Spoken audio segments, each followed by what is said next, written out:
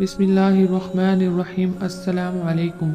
رسول اللہ صلی اللہ علیہ وآلہ وسلم فرماتے ہیں کہ جنت و دوزخ میں گفتگو ہوئی۔ جنت نے کہا مجھ میں تو صرف ضعیف اور کمزور لوگ ہی داخل ہوتے ہیں۔ جہنم نے کہا میں تکبر کرنے والوں کے لیے مخصوص کی گئی ہوں۔ اس پر اللہ تعالیٰ نے فرمایا جنت تو میری رحمت ہے، جسے میں چاہوں تجھ سے نوازوں گا، اور جہنم سے فرمایا تو میرا عذاب ہے، جس سے میں چاہوں تیرے عذاب سے انتقام لوں گا۔ تم دونوں پر ہو جاؤ گی۔